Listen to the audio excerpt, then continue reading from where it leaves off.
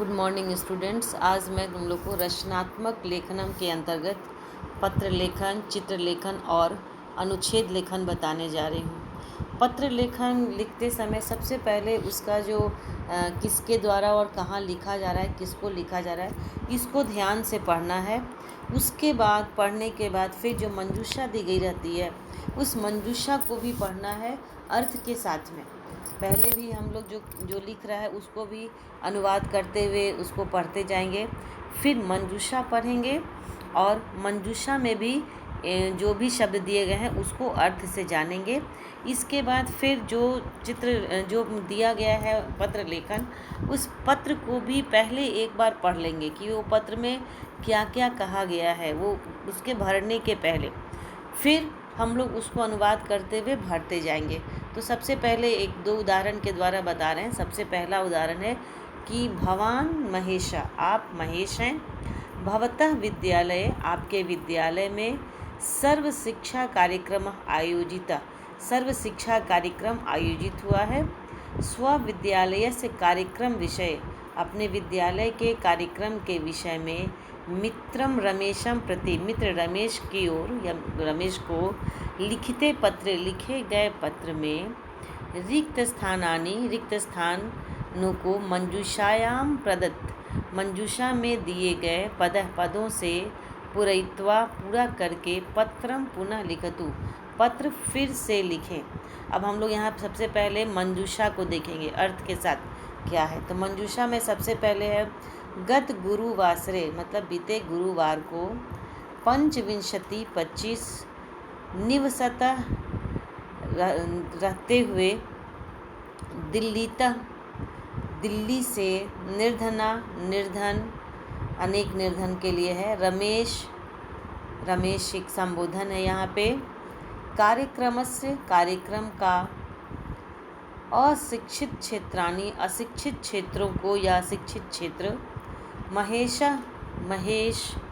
प्रेरितवंत, प्रेरित किए। अब यहाँ पर एक महेशा है, दूसरा रमेश है, अर्थात रमेश जो है उसमें विसर्ग नहीं है और महेश में विसर्ग है, तो रमेश आ जाएगा संबोधन में और महेश आ जाएगा नीचे में किसके द्वारा पत्र लिखा गया उसमें। अब पत्र को भरते हुए जाएंगे। सबसे पहले कहाँ से पत्र लिखा गया है, तो मोती नगरम नंबर 1 में आ गया, यहाँ रिक्त स्थान है तो वो हो जाएगा दिल्लीता, मतलब दिल्ली से। इसके बाद फिर आ गया प्रिय मित्र, प्रिय मित्र में कौन किसको लिख रहा है, तो रमेश को, प्रिय मित्र रमेश, सप्रेम नमो नमः, प्रेम सहित नमस्कार, अत्र कुशलम तत्रा अस्तु, यहाँ कुशल है वहाँ भी कुशल हो, मित्र अस्माकं विद्यालये गत गुरुवासरे सर्व शिक्षा कार्यक्रम आयोजिता, हमारे विद्यालय में रिक्त स्थान है गत गुरुवासरे, तो बीते हुए गुरुवार को, गुरुवार बोलते हैं बृहस्पतिवार, थर्सडे को, सर्व शिक्षा कार्यक्रम आयोजित किया गया। वयम छात्रा, हम सब छात्र, भिन्न वर्गेषु, भिन्न वर्गों में, विभक्ता भूत्वा, विभक्त होकर के, विद्यालय से समीप स्थानीय, समीप में, विद्यालय के समीप में स्थित अशिक्षित क्षेत्राणि, अशिक्षित क्षेत्रों में, गतवन्तः गए, तत्र वहाँ, लघु कुटीरे, छोटे घर में, कुटिया में या घर में, निवसतः रहते हुए, निरक्षकों को, जो पढ़े लिखे नहीं हैं, निरक्षकों को, लोगों को, शिक्षाया, शिक्षा का महत्व बोधितवन्तः समझाए,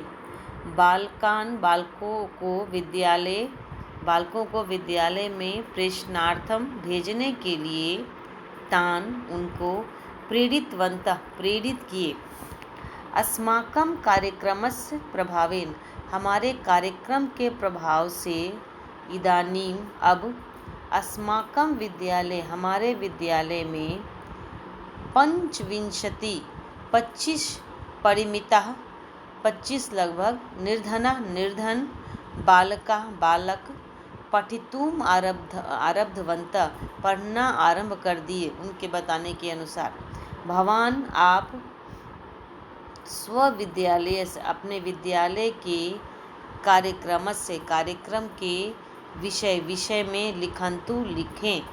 यहाँ पर रिक्त स्थान में कार्यक्रम से है। भवदीयम मित्रम आपका मित्र महेश। इसको अर्थ के साथ ही करेंगे तभी भरने में सुविधा होगी। दूसरा पत्र एक और लेते हैं हम लोग। ये है कि सागर मध्य प्रदेश में है, वहाँ आपका मित्र दिवाकर की माता जो है वो आप वहाँ पर दिवाकर की माता बीमार है, उसका समाचार जानने के लिए आप अपने पिता को उनकी समाचार माता का समाचार जानने के लिए पिता के प्रति पत्र लिखता है वो जो दिवाकर है, और उस पत्र को मंजूषा की सहायता से पूरा करके फिर से लिखना है। और हाँ, एक बार पूरा पत्र को फिर से लिखा जाता है और रिक्त स्थान भर के केवल शब्दों को दोबारा उतार नहीं देना होता है सीक्वेंस वाइज, उसको पूरा वाक्य बना कर के जो लिखा हुआ है पूरा पत्र का फॉर्मेट वैसा बना करके लिखना होता है। इसके भी मंजूषा को देखते हैं। मंजूषा में है समीप में राम जन्म विद्यालय नाम है, चिकित्सक के द्वारा स्वास्थ्य, आज्ञाकारी। इसके बाद फिर रुग्ना रोगी, सादर प्रणाम, कथितम कहा गया, कुशल, माता के। अब इसके बाद फिर देवालय परिसर। अब इसके बाद पत्र लेखन आ जाता है। देवालय का परिसर। अब कहाँ से लिखा गया है तो यहाँ पे लिखा है राम नंबर 1 में राम जन्म विद्यालय खंडवा मध्य प्रदेश। तिथि वहाँ पर रिक्त स्थान दिया रहेगा, अगर और कोई नंबर नहीं दिया है तो जो तिथि होगी वो लिख देंगे, और अगर नंबर दिया है तो नीचे मंजूषा में ज़रूर तिथि लिखा रहेगा, नंबरिंग अगर भरने का रहेगा। यहाँ पर कुछ नहीं दिया हुआ, ऐसे ही दिया हुआ तो उसमें अपना नियम तिथि दे दी गई है।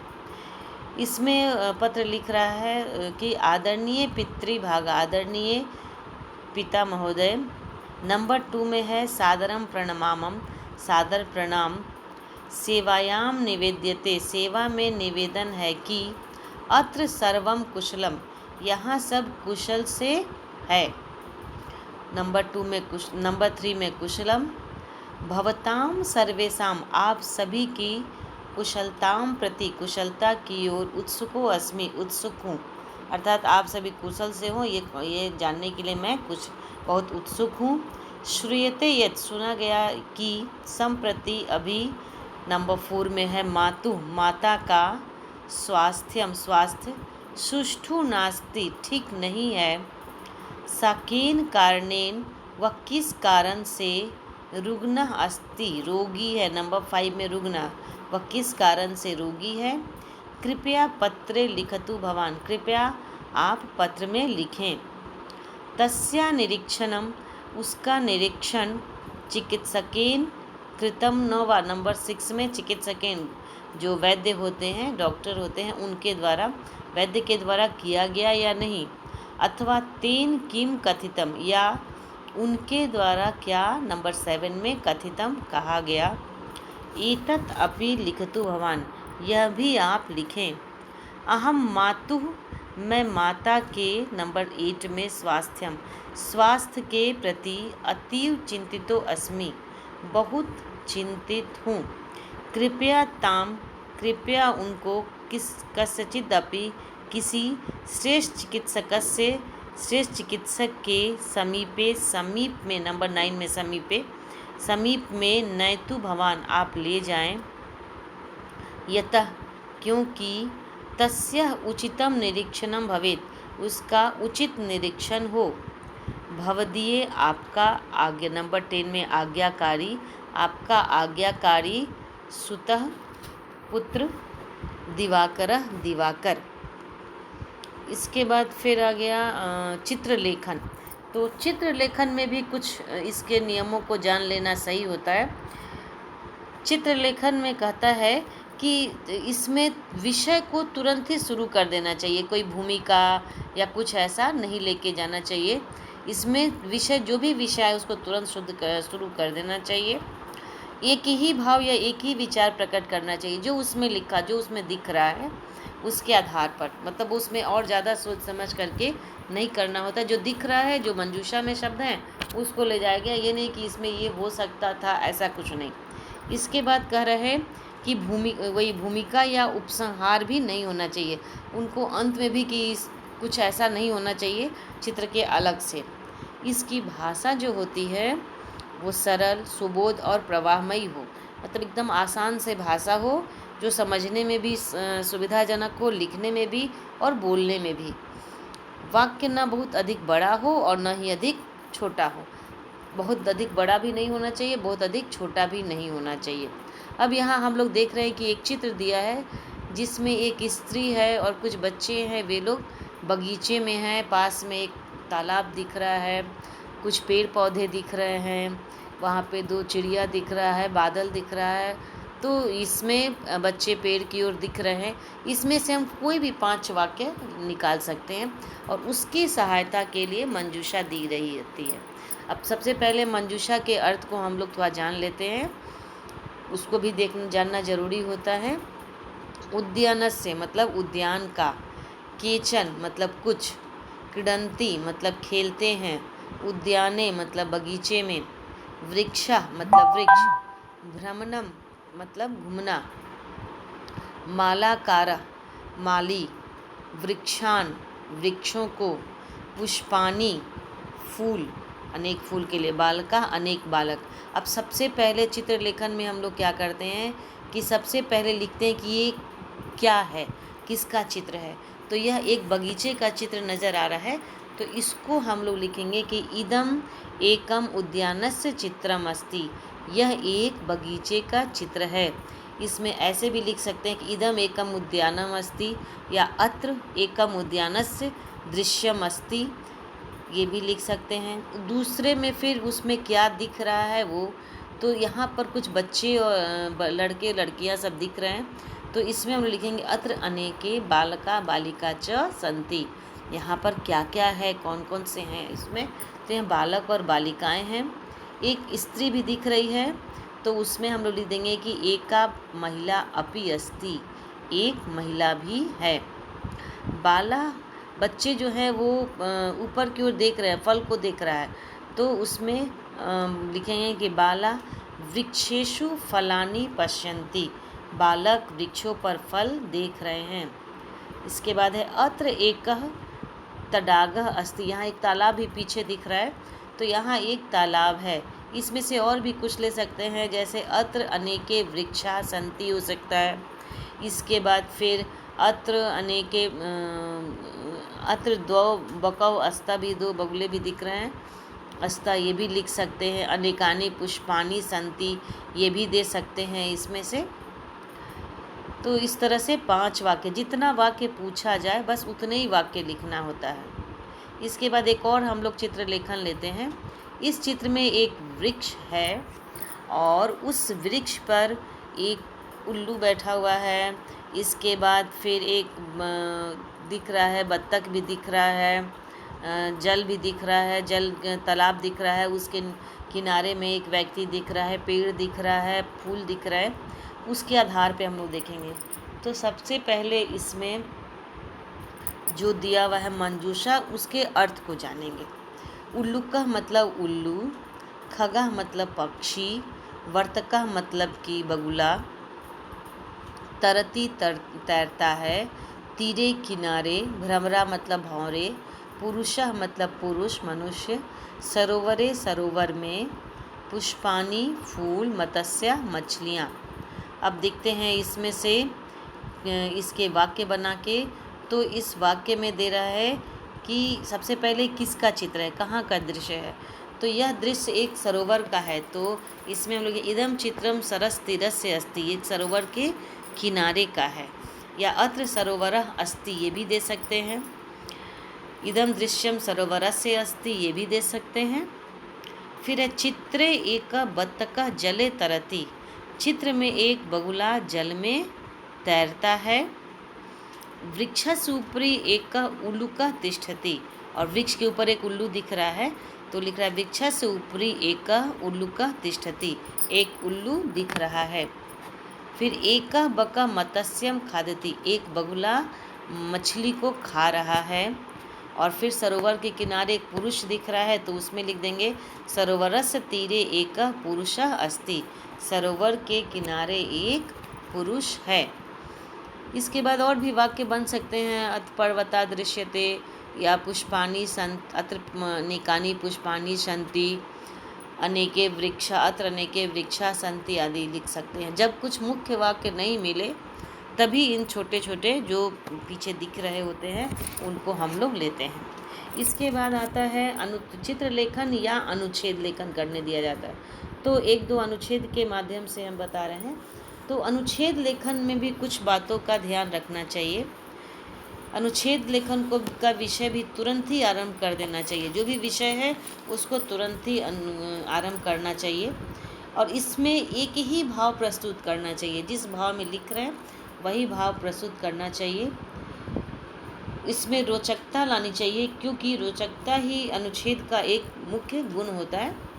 इसकी भाषा एकदम सरल और सुबोध होनी चाहिए, एकदम आसान से भाषा में इसको लिखा हुआ होना चाहिए। यहाँ पर दिया हुआ है भारतीय किसान के बारे में, कृषक के बारे में। अनुच्छेद के मंजूषा में जो दिया हुआ है उसके आधार पर लग रहा है कि कोई किसान के बारे में ही है इसमें।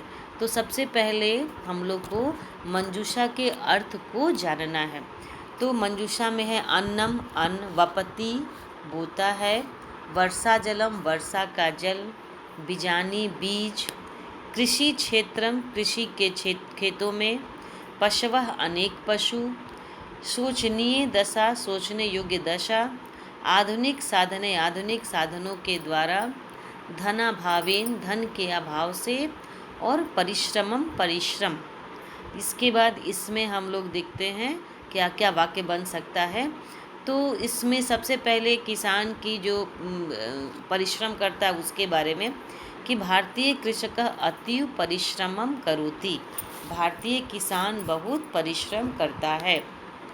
स कृषि क्षेत्रेषु गत्वा, वो खेत के कृषि के खेत में जाकर या क्षेत्र में जाकर खेत को कृषि योग्य करता है, मतलब खेती करने योग्य बनाता है। तदा स क्षेत्रेषु बीजानि वपति, तब वो मतलब खेतों को कोड़ता है, उसमें पानी वगैरह देता है, उसके बाद वो उसमें बीजों को बोता है। वर्षा जलेन तस् क्षेत्रम सिंच्यते, वर्षा के जल से खेत को सींचा जाता है, उसके द्वारा सींचा जाता है। अधुना धनाभावेन, अब अभी धन के अभाव से, कृषका नाम, कृषकों की शोचनीय दशा अस्ति, शोचनीय दशा है। ये इसके किसान के बारे में हो गया। दूसरा एक और हम लोग लेते हैं अनुच्छेद जल। इसकी मंजूषा यहाँ दी गई है। जलम, जल, क्षेत्राणाम, खेतों के, बिना, बिना, जीवने, जीवन में, स्नानाय, स्नान के लिए, भोजनस्य, भोजन का, अस्माभि, हमारे द्वारा, महत्वपूर्ण, महत्वपूर्ण, क्षालनाय, धोने के लिए, दूषितेन, दूषित से, जायन्ते, उत्पन्न होते हैं। अब इसका वाक्य हम लोग बनाते हैं। तो सबसे पहले कि जल क्या है हमारे लिए, तो जल अस्माकं जीवनम अस्ति, जल हम लोगों का जीवन है।